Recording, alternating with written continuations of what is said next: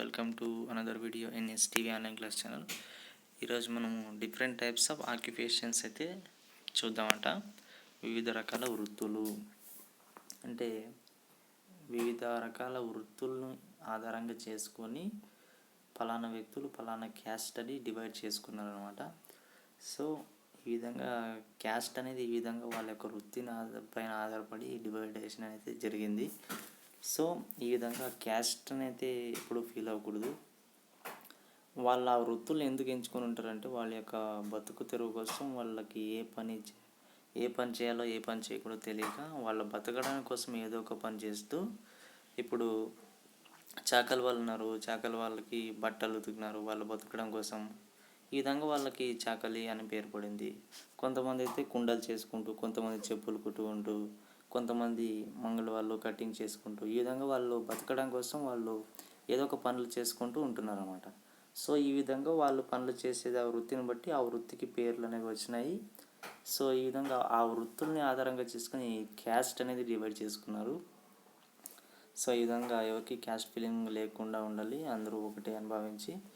So వాళ్ళ ముందు మీది క్యాస్ట్, మాది పెద్ద క్యాస్ట్, మీది చిన్న క్యాస్ట్ అని ఈ విధంగా కించపరచడం ఇట్లాంటివి చేయకూడదు. సో వాళ్ళు బతకడం కోసం వాళ్ళ పనిని ఎంచుకుంటారు.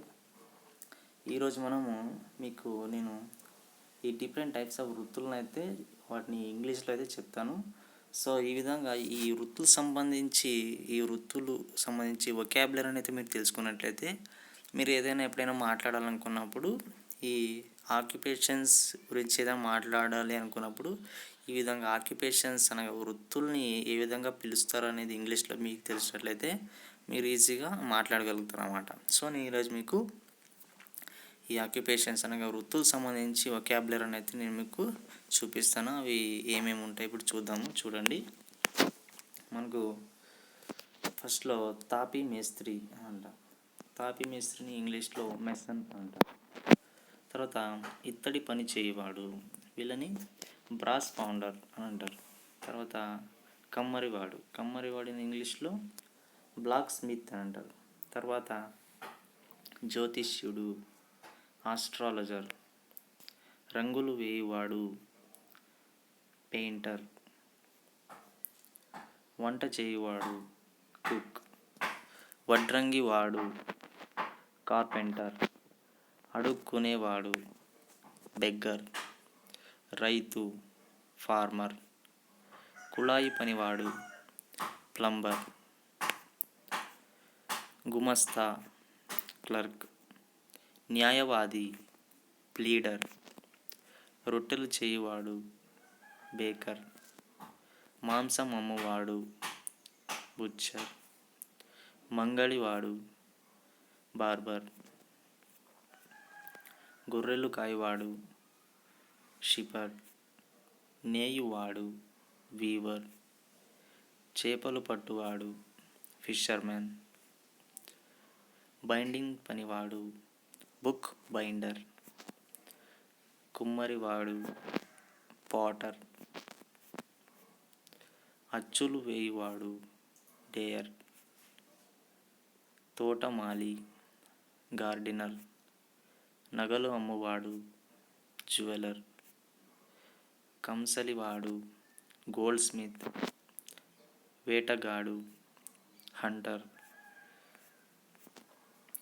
ఎగుమతిదారుడు లేదా ఎగుమతిదారులు, ఎక్స్పోర్టర్. దిగుమతిదారుడు, ఇంపోర్టర్. బట్టలు కుట్టువాడు, టైలర్. వైద్యుడు, డాక్టర్. శాస్త్రవేత్త, సైంటిస్ట్. గాయకుడు, సింగర్. నటుడు, యాక్టర్. వాహనం నడుపువాడు, డ్రైవర్. సూచించువాడు, కండక్టర్. శుభ్రం చేయువాడు, క్లీనర్. వ్యాపారి, మర్చెంట్. చాకలివాడు, washermen.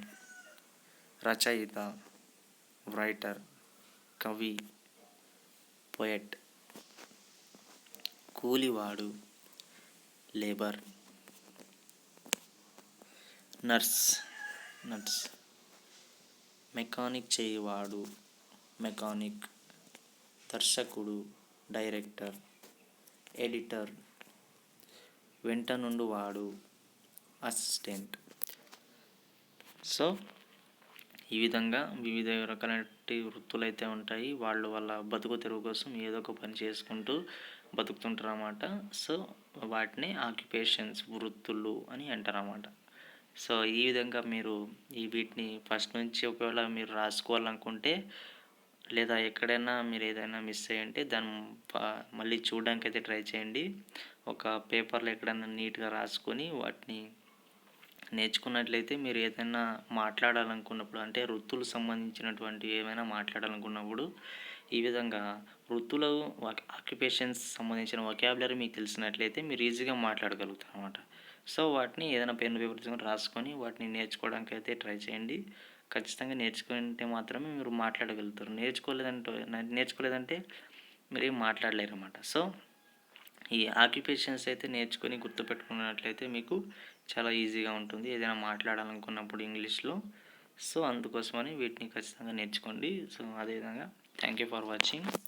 If you do like this video, like, share and comment and subscribe to STV online classes channel. Subscribe చేసుకున్నట్లయితే నేను నెక్స్ట్ పోస్ట్ చేసేటువంటి వొకాబులరీ వీడియోస్ అనేవి మీకు తప్పకుండా వస్తాయి. సో మీరు మిస్ అవ్వకుండా చూడడానికి అయితే బాగుంటుంది. So have a nice day. Bye. We will meet again in another video. Thank you.